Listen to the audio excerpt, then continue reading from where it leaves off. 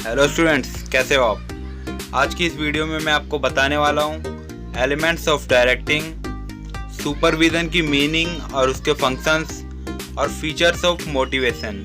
यानी जितने टॉपिक मैंने लिखे हैं सारे के सारे टॉपिक इस सिंगल वीडियो में हम अच्छे से कवर करेंगे, वो भी कम से कम समय में। तो चलिए, अगर आपने हमारी पिछली वीडियोस नहीं देखी है, अगर इसका पार्ट 1 आपने नहीं देखा तो ऊपर साइड आपको राइट में एक आई बटन दिख रहा होगा, उस पर क्लिक कीजिए और जो पीछे की वीडियोस हैं उनको ज़रूर से देखिए, क्योंकि वो भी काफ़ी इम्पोर्टेंट टॉपिक्स हैं। तो चलिए इस वीडियो को हम स्टार्ट करते हैं।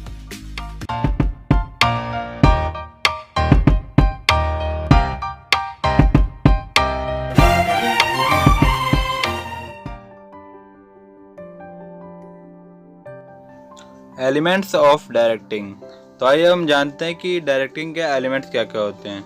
तो फर्स्ट है हमारा सुपरविज़न।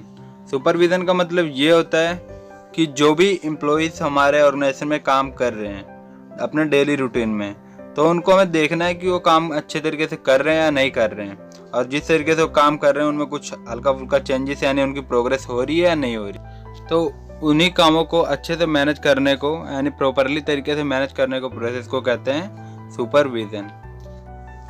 सेकंड एलिमेंट है हमारा कम्युनिकेशन। कम्युनिकेशन का मतलब ये होता है कि कोई भी ऐसा आइडिया या फिर कह सकते हैं कोई भी फीलिंग या कोई भी फैक्ट जो कि हम किसी एक पर्सन से दूसरे पर्सन को ट्रांसफ़र करते हैं, इस चीज़ को कहते हैं कम्युनिकेशन। थर्ड एलिमेंट है यहाँ पर हमारा लीडरशिप।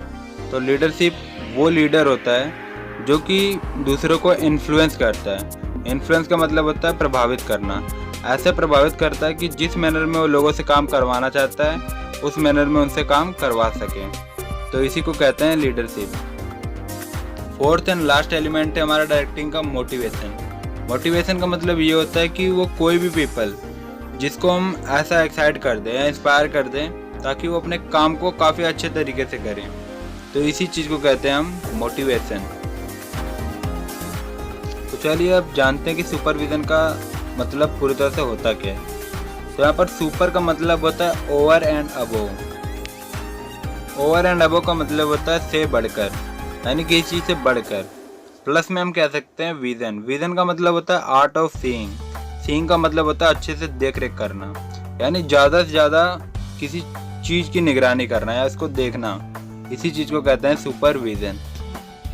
तो यहाँ पर हम कह सकते हैं कि सुपरविज़न का मतलब ये होता है कि जो भी हमारे सबऑर्डिनेट्स हैं वो काम अच्छे तरीके से कर रहे हैं या नहीं कर रहे हैं। अगर वो नहीं कर रहे हैं तो उनको प्रॉपरली और अच्छे तरीके से गाइड करना, इसी चीज़ को कहते हैं सुपरविज़न। तो आइए अब देखते हैं कि फंक्शंस ऑफ सुपरवाइज़र क्या होते हैं। अब यहाँ पर मैंने जो वर्ड यूज़ किया सुपरवाइज़र। सुपरवाइज़र वो व्यक्ति होता है जो सुपरविज़न का काम करता है, यानी जो एम्प्लॉयज़ काम कर रहे हैं उनकी देखरेख करता है कि वो काम अच्छे से कर रहे हैं या नहीं कर रहे हैं। तो आइए देखते हैं। फर्स्ट पॉइंट है हमारा फैसिलिटेटर्स कंट्रोल। इट मीन्स कि जो भी सबऑर्डिनेट्स हमारे ऑर्गेनाइजेशन में काम कर रहे हैं उन सभी की देखरेख करता है वो, और देखता है कि वो अच्छे से काम कर रहे हैं या नहीं कर रहे हैं।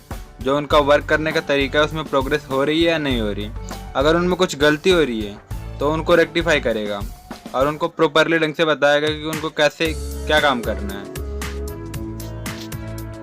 सेकंड पॉइंट है यहाँ पर मेंटेनेंस ऑफ डिसिप्लिन।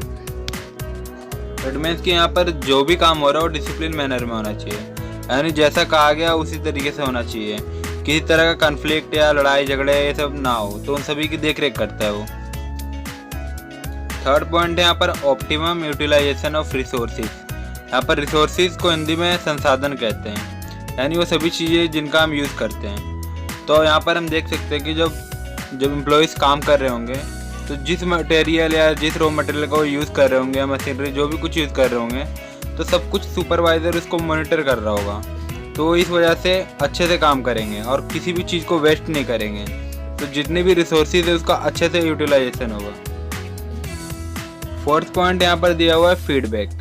तो फीडबैक का मतलब होता है कि जो भी एम्प्लॉयज़ होंगे उनको अगर कोई दिक्कत आती है या किसी प्रकार की परेशानी, या उनके पास अपने काम से लेकर कोई आइडिया है कि हाँ इस काम को और अच्छे तरीके से किया जा सकता है, या उनकी मशीनरी या फिर किसी रिसोर्सेज में कोई दिक्कत आ गई, जैसे मशीनरी ख़राब हो गई तो ऐसी कोई भी दिक्कत आती है तो वो अपने सुपरवाइज़र को कह सकते हैं और वो इन चीज़ों का सॉल्यूशन निकालेगा और उनकी हेल्प करेगा।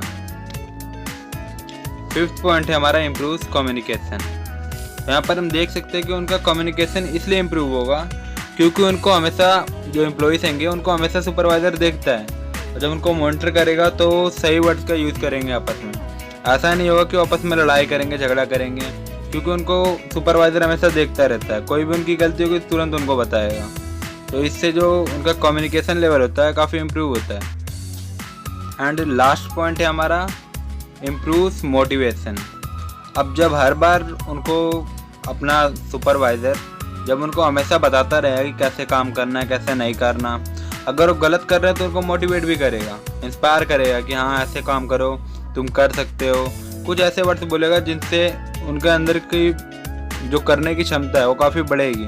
तो इससे उनका क्या होगा कि मोटिवेशन काफ़ी इंक्रीज़ होगा। यहाँ पर हमारा एक छोटा सा टॉपिक और रह जाता है जिसको मैं अभी आपको क्लियर कर देता हूँ, वो है features of motivation. First point है यहाँ पर इंटरनल फीलिंग। इसे इंटरनल फीलिंग इसलिए कहा जाता है क्योंकि ये हमें खुद संतुष्ट करती है, सेटिस्फाई करती है।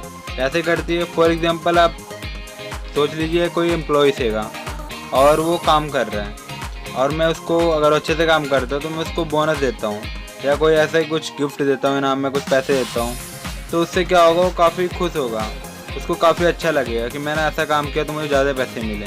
तो आगे चल के वो और अच्छा काम करेगा क्योंकि उसको इंटरनली सेटिस्फेक्शन मिला कि हाँ उसे ज़्यादा पैसे मिले, वो काफ़ी अंदर से खुश हुआ। तो इसी चीज़ को कहते हैं इंटरनल फीलिंग। सेकंड पॉइंट है यहाँ पर प्रोड्यूसेस गोल ओरिएंटेड बिहेवियर। तो जब उनको अच्छे से सैलरी मिलेगी, सब कुछ सही से मिलेगा और अगर मोटिवेटेड रहेंगे तो काम को काफ़ी अच्छे तरीके से करेंगे, जिससे हमारा जो गोल हैगा वो अचीव करने में काफ़ी ज़्यादा आसानी होगी। थर्ड पॉइंट है यहाँ पर हमारा कॉम्प्लेक्स प्रोसेस। इसे कॉम्प्लेक्स प्रोसेस इसलिए कहा जाता है कि हर कोई किसी को मोटिवेट नहीं कर सकता, ये काफ़ी मुश्किल होता है। और किसका माइंड कैसे काम करता है, किसको हमें समझाना है, क्या उसका दिमाग मेंटली फिट है या नहीं है। अगर किसी को मोटिवेट हम करने जा रहे हैं तो पहले हमें देखना पड़ेगा कि हम उसे मोटिवेट कर सकते हैं या नहीं कर सकते हैं। हमें काफ़ी कोशिश करनी पड़ेगी क्योंकि कुछ लोग तो काफ़ी जल्दी समझ जाते हैं पर कुछ लोगों को बहुत टाइम लगता है। तो इसीलिए कॉम्प्लेक्स प्रोसेस है। अब यहाँ पर लास्ट पॉइंट है कैन बी नेगेटिव और पॉजिटिव।